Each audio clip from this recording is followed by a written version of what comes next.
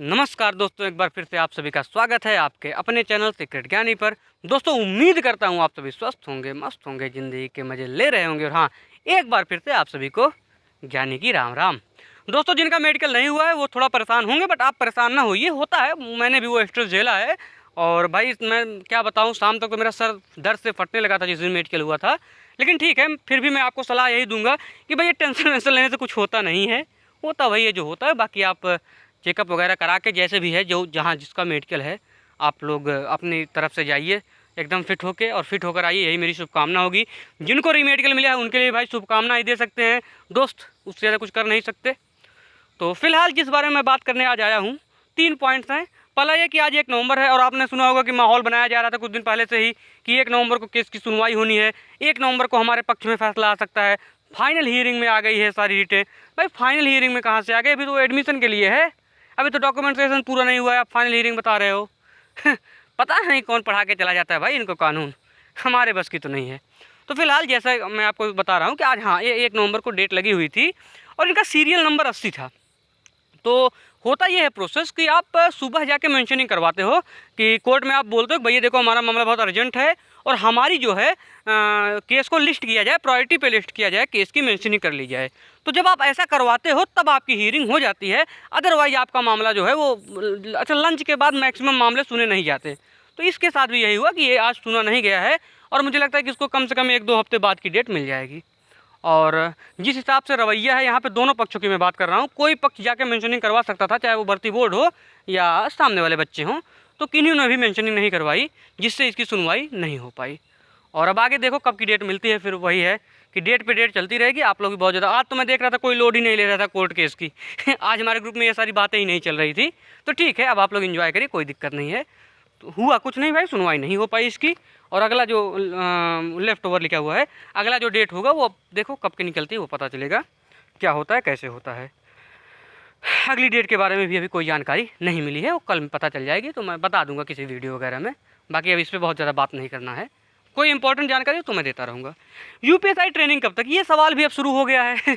जिनका मेडिकल हो गया, वेरिफिकेशन कुछ बच्चों का हो गया है, तो अब उनके मन में भाई ट्रेनिंग पे कब जा सकते हैं। और जिन बच्चों का मेडिकल नहीं हुआ भाई, उनको ये सवाल सुनते ही तो मैं कहता हूँ कि तन बदन में आग जल लग जाती होगी कि भाई यहाँ मेडिकल का नहीं पता और तू ट्रेनिंग की पूछ रहा है कि ट्रेनिंग कब होगी। तो ठीक है दोस्तों, अपनी भावनाओं पे भी कंट्रोल करिए। ट्रेनिंग पे हम सब चलेंगे, हम सारे साथ चलेंगे। ट्रेनिंग डेट के बारे में भाई दिसंबर में तो कयास लगाए जा रहे हैं, और जो चीज़ें सही भी है, दिसंबर में आप लोग ट्रेनिंग पे आमद कर लेंगे। और अभी तो नोटिस भी एक आई थी जहाँ पे बोला गया था कि भाई जल्द से जल्द इनका वेरिफिकेशन पूरा करो 10 नवंबर तक, जिससे हम आधारभूत प्रशिक्षण की तैयारी कर सकें। इस नोटिस से ये आइडिया लगाया जा सकता है कि पीएचक्यू कितना सीरियस है इन सब बातों को लेके। तो बहुत सारी चीज़ें हैं जिनको ध्यान में रखते हुए ये बोला जा सकता है कि दिसंबर तक आपकी ट्रेनिंग शुरू हो जाएगी। बाकी देखते हैं, कुछ और आ जाए तो हमें फिगर क्लियर होने लगेगा। फिलहाल पहले जिनका मेडिकल वो सारे भाई फिट तो हो जाए, फिर से एक बार हम अपने परिवार में खुशनुमा माहौल बनाएं, और ये सारी चीज़ें भी हम करना शुरू करेंगे। तो ये है दोस्त, बाकी कुछ पेपर कटिंग भी आज मैं आपको दिखा दूंगा, जिसे देखकर मुझे खुद गर्व होता है यार। अब जैसे ये देखो, ये देख रहे हो, ये पेपर कटिंग काफ़ी दिन से घूम रही है कि 28 थारू युवा बने दरोगा।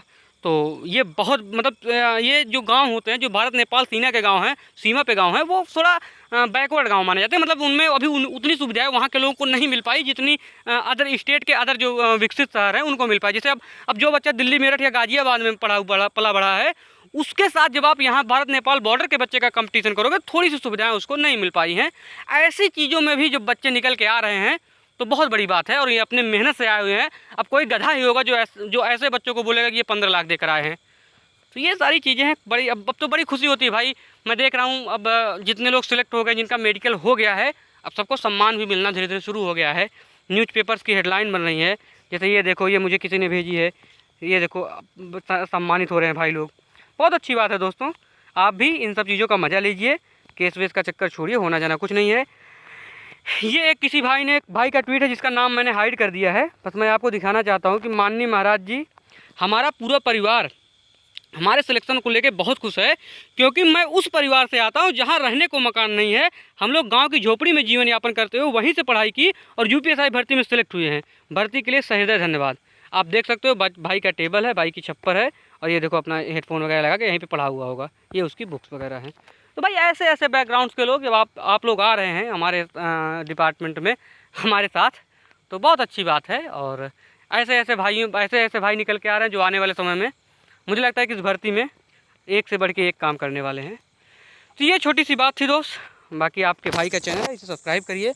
और अब आने वाले दिनों में कुछ नया इस पर हम ट्राई करें। नया ट्राई का मतलब ये है कि अब जो भाई अपने सिलेक्ट हुए हैं उनकी हम स्ट्रेटजी लाएंगे कि भाई वो कैसे पढ़ाई करें, कैसे पढ़ के, जो पहले शुरुआत करेंगे भाई उन्होंने पढ़ाई कैसे करी है और उनका क्या उसमें मोटिवेशन क्या रहा, कैसे किए, स्ट्रेटजी क्या रही है, टाइम टेबल क्या रहा है, इन सब चीज़ों के बारे में बता के, और ये चीज़ें आने वाले बच्चों को थोड़ा को जो है गाइड करने का काम करेगी।